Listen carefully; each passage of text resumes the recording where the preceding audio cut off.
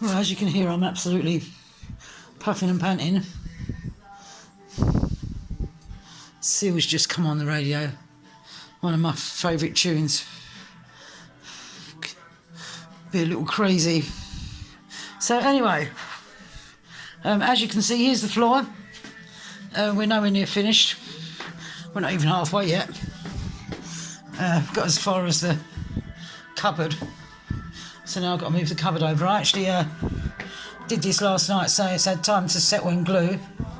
As you can see, this wall, ironically, doesn't run true, which means that it's not dead straight. Can you see that up there? It's like so many mils out. But it doesn't matter because I'm going to put skirting against that anyway. Yeah, look. So,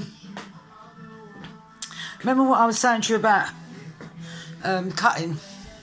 I cut 2 pieces. Do you remember I said that about so that everything runs true? Right, so there's the first one that I cut. There's the second one that I cut. Now, if you look, you've got one that actually runs from the door. There. And the other one, there's a small one in. So if we look, there's one there, come across there, that's the next one I've got to fit in. And then there's one there, and then there's the next one I've got to fit in. And then there's one there, and the next one I've got to fit in. So if you look, can you see? There it goes.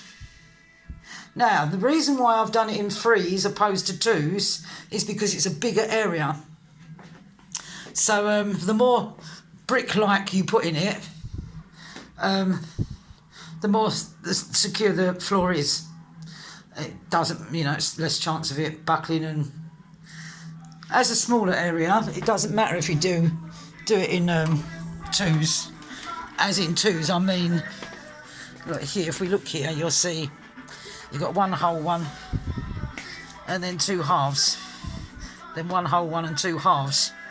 So it's okay to do it that way in the hallway because it's a smaller area. But because this is a bigger area, it looks better. And now, if you look here, there, and there, I'll explain that to you. I didn't realise it until I'd put them down. Can you see that? I don't know if you can see that. It's got a bit of a ridge in it. Yes, that was a bit of a problem because it wasn't until I put them 2 planks down that I realised.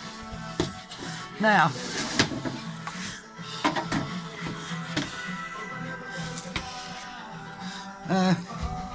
I'll bring it in here so we can see it better. Right, what I didn't realise is there was some loose wood that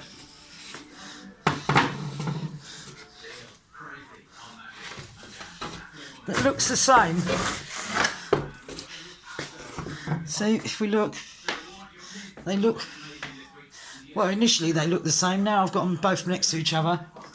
I'll put them against this wall, might be able to see them better. There, that's better.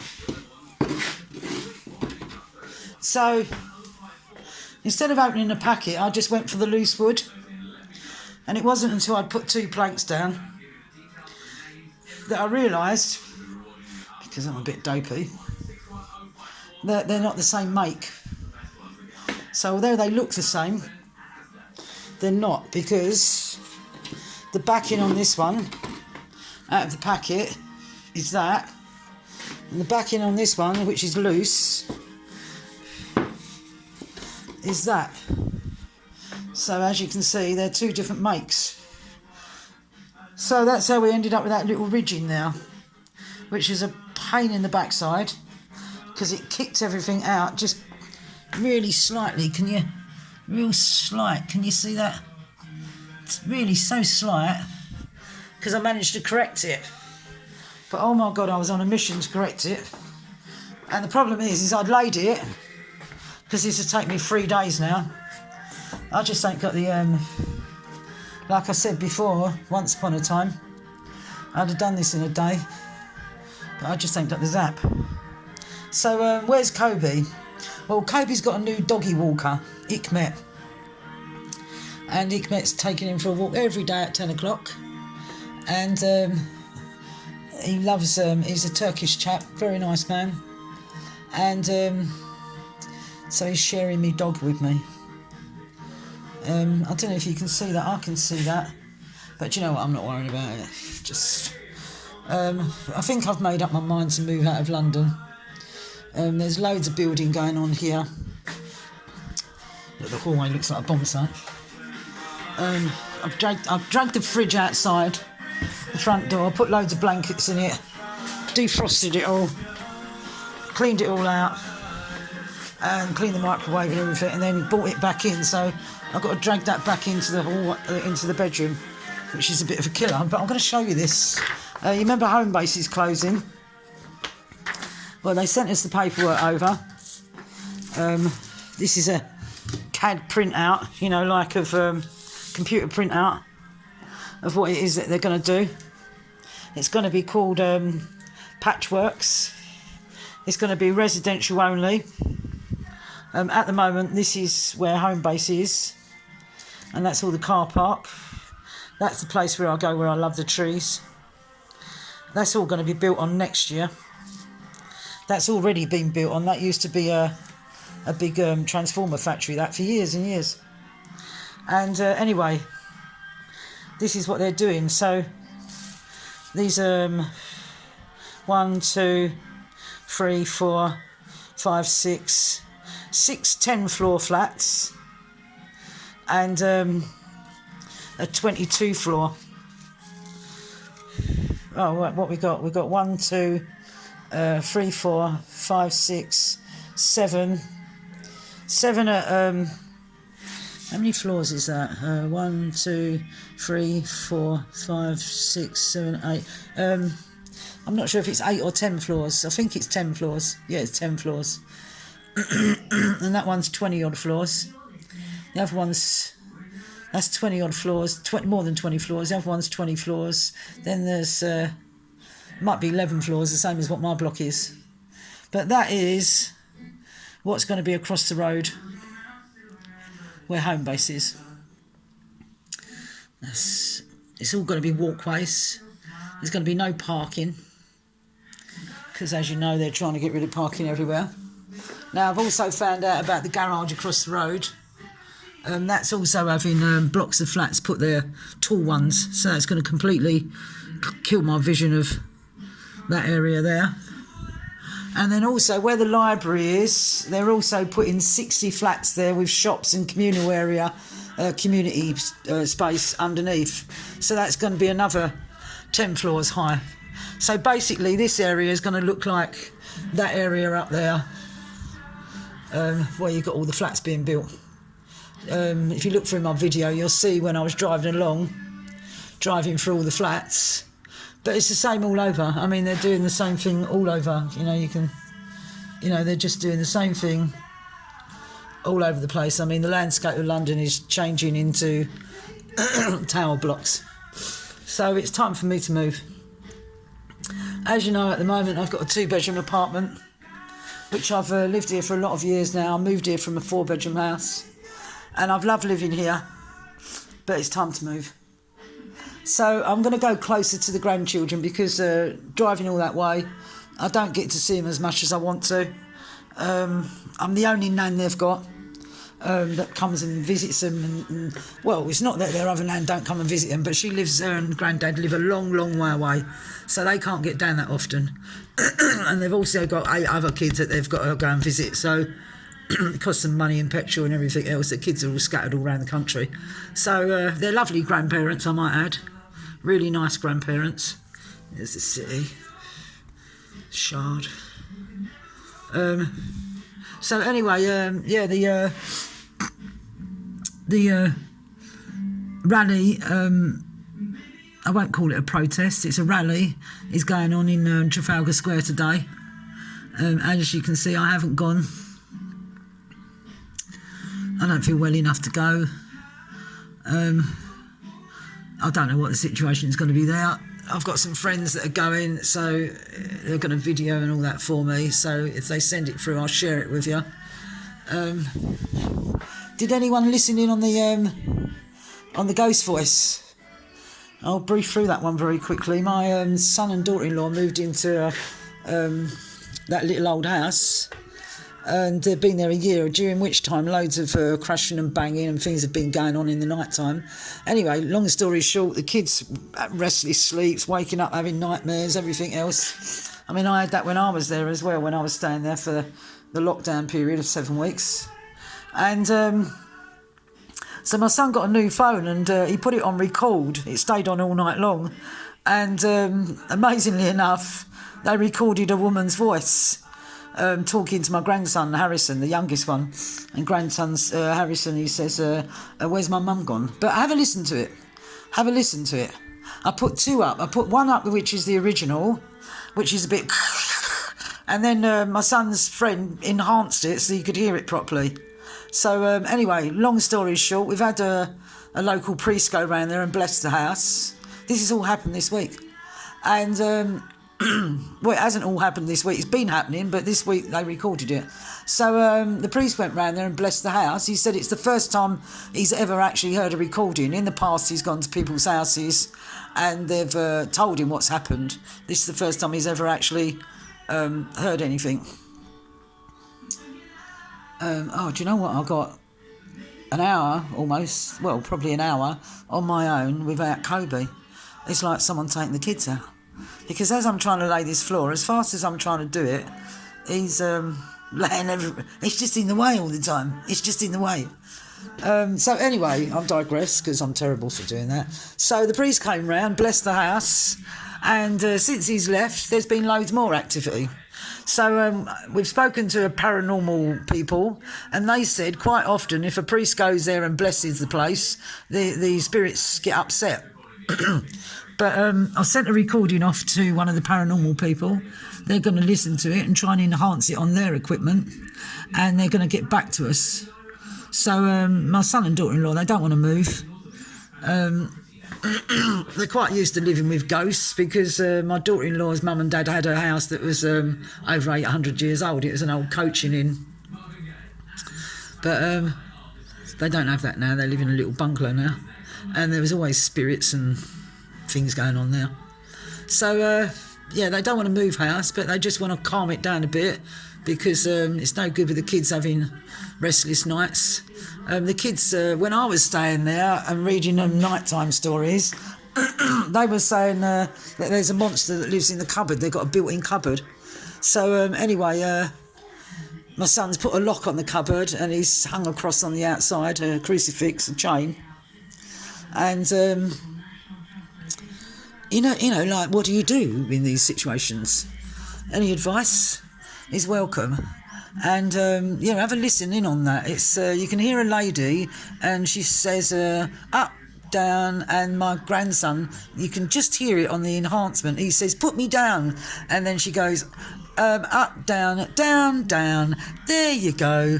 And then my grandson says, where's my mum gone?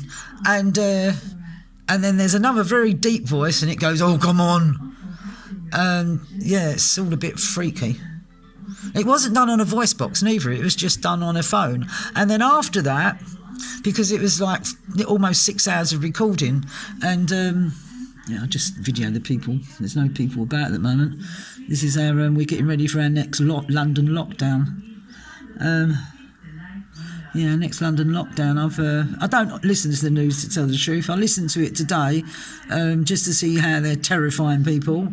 And apparently, a load of students that have gone back to university have all been locked down because they've been tested for coronavirus, and some of them have got coronavirus. So they've locked them all down in student accommodation, whether they like it or not. They're all locked down. No one's allowed out. There's police officers outside to stop them from going out. And, crazy. And that's different places in the country. Cambridge is one of them. Somewhere else. There's loads of places that have been completely locked down. Yesterday, Thursday, They've made the rule that any bars and anything has got to close by 10 o'clock at night. So, you know what? You can go to a pub and it's a bar and it's open all day long from 10 o'clock, well, 8 o'clock in the morning. But all of a sudden they've got to close at 10 o'clock at night. You can't tell me this is about any virus. There's more to this than meets the eye. That big planet was up there last night again, getting bigger and bigger. As you can see, we've got an aeroplane in the sky. Now, one of the things that I have noticed is the aeroplanes, whereas normally they'd kick out loads of chemtrails, notice that aeroplane doesn't have any chemtrails behind it. So they've stopped doing the chemtrails. You can see the clear skies. Well, they're not clear, but there's no chemtrails. So what's all that about? There's a Bart Simpson sky over there. Look at that. So, yeah, I mean, I could babble on for ages, really. Bored housewife. Well, not really a housewife, am I? Not unless all housewives go around not doing the washing up and laying floors. So anyway, I've got to move this over and put it over there, and then clear all that, and then get as far as the bed. Once I've got as far as the bed, I'll move the bed over as well, and then do the rest of it. And I feel absolutely shattered. I feel absolutely shattered. And then, of course, on top of that, I've got to tidy up everywhere. So, oh my gosh, I feel shattered. And then clean everything, because the whole room needs cleaning. It took me ages to clean the fridge and the microwave. I tell you, when I see Danielle, when I speak to her again, I'm going to say to her, do you know what, Danielle? You might have all your fancy clothes on and everything, but oh my God, state of your fridge and microwave.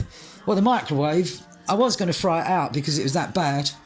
And how she could cook food in there is beyond me. And it took me an hour to scrub it all out. I thought, I can't throw that out. If I throw that out and someone sees me downstairs throwing it out, they're going to think it's me. So I cleaned it all out. It still works. But I cleaned it all out, and I'm going to give it to James when I see him. I'll give him a call and get him to come around and pick it up, because he wanted a microwave for his bedsit room. He's suffering because normally he does, what do you call him, rickshaws. You know, in the city, he drives a rickshaw, and of course there's been no tourists and no customers or anything else like that, because London's all locked down. I've spoken to a few other friends of mine that are entertainers, drummer and guitarist and keyboards player, or solo entertainers, and of course no one's working. I've spoken to other people that are actors in theatres. No one's working, and now they're cutting this furlough thing. And do you know what? This is the beginning of the madness. This is the beginning of the madness. Oh, once again, we've got people out there bulk buying because we've been told we've got another 6 months of lockdown. And then there's rumours that there's not enough food and and whatever. Oh, and the NHS, National Health Service, put out, only briefly, they pulled it back down again, but they put out a thing for a bug-out bag, you know, like a bag with a candle, a torch, matches, a lighter, plastic cloth, waterproof clothing, enough food for 48 hours, but 72 would be better, and get ready to just go. So why? The only thing I can think is what I've been studying for a lot of years. I don't really talk about it because there's enough people out there talking about all this stuff. I'm quite happy most of the time just ambling on with talking about my rubbish and me and Kobe. So, but it needs to be talked about. Loads of people are talking about it. If you go on to Amazon Books, I'm not a professional book writer. I wrote some books. I started writing them in 1984. It's all a bit of a long story, which I'll tell you one day. They're called SAT-SAM, which is SAT-SAM and gang. It's a Satellite Sam and his Satellite Gang. And I only ever put book one up. I've got loads of different books. I need to put the rest up when I get the time to do it one day.